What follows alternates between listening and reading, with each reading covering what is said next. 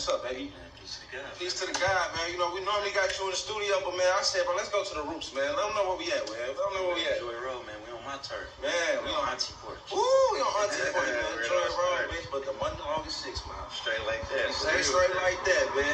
Straight like that, man.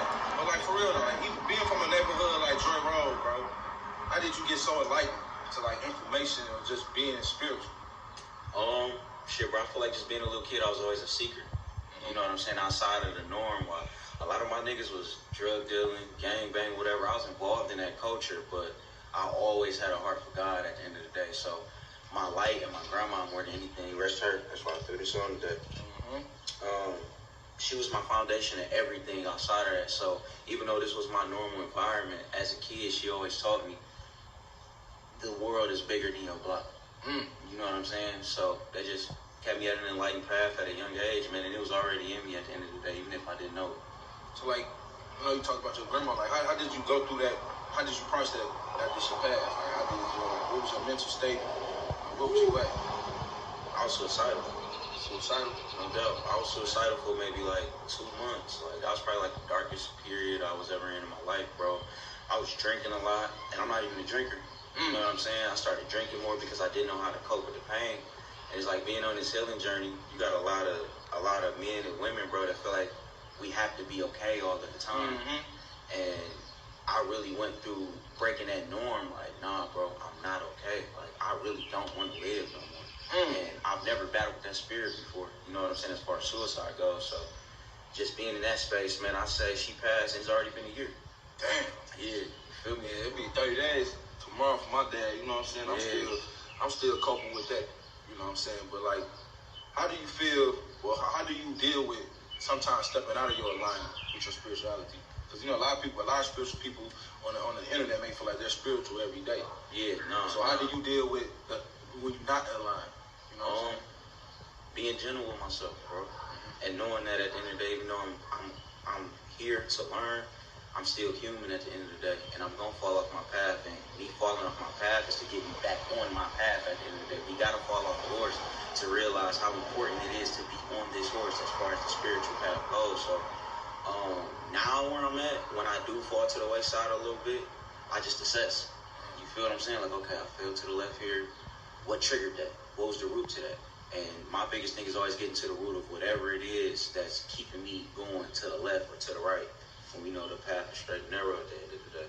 Man, what made you rap? Like, what got you into rapping, you know? And then, first of all, how was your niggas was when they first found out you know, you wanted to rap? Like, anybody doubt you would be like, man, what the fuck you doing? Nah, bro, I can honestly say I'm one of those rappers, bro, that I've never had nobody be like, oh, yeah, nah, bro, you ain't got it. Like, even when I first started, like, I started picking up the pen, bro, in like first grade, kindergarten, like writing poems. Like, my art is poetry first. You feel what I'm saying? So poetry developed into rap, and by the time I was like 12, you know, that's when we started getting influenced the most and all that type of shit. So probably like around middle school, 8th grade, between 6th to 8th grade, I knew like rapping is what I'm gonna do for the rest of my life. No doubt. Now, if you was a rapper, what you think you would be doing? Okay. Cause, you know, I just wanted to know. I've been in the streets heavy. Most definitely. So you said rap was an escape? Yeah, rap was most definitely an escape for me.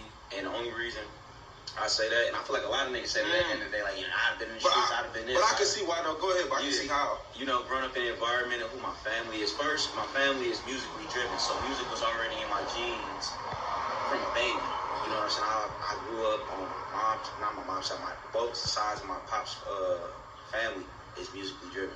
So I got that shit honest.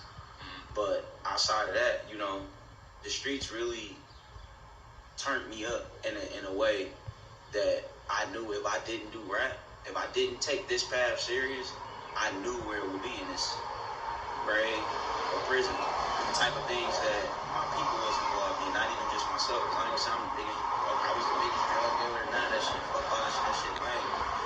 But I knew the path that I was gonna go down if I didn't take music serious. But that's a double-layered thing, though, because now, where I'm at now, if I didn't choose rap, I'd most definitely still be a spiritualist, no doubt. Helping people heal, helping people wake up the collective consciousness. So even it's not even an if because I know music is gonna pop, but just shooting it out there. If it wasn't that, I'd be doing what I do every day. So like, do you feel like growing up on Joy Road, you feel like you had a choice to be tough? Like you didn't have no choice to be the one that was quiet, that was like, I ain't doing all that. Like you had no choice but to be. Oh yeah, no, bro. I had no choice, and even if it wasn't the streets, I had no choice but to be an animal, a pit bull, because who my big brothers was on the block and who my big homies was, like, it wasn't no softies, it wasn't no quiet niggas, it wasn't no none of that. Like everybody that I grew up around, bro, was either, like I said, dead or in prison, because if we gonna take this route, we gonna take it to the highest that we can take it to.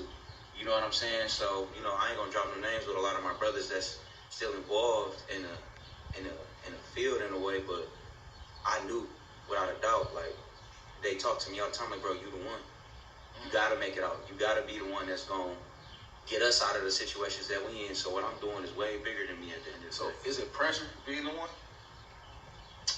Because some people can be the one, and like everybody tell you, yeah, but we need you to get out. But also, it's like some people still looking for a handout when you get them out. So like, is it a lot of pressure being the one?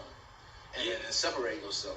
Yeah, most definitely. And at the end of the day, it's not even really about me separating myself. As being one with everything that's around me and being a leader and knowing that I got the spirit of influence at the end of the day. So knowing where my brothers lack is what makes me a leader, is what gives me the spirit to know what to pour into them to get them to the light that they're supposed to be in at the end of the day, whether it's the streets, it's spirituality, it's music, whatever that path is for them.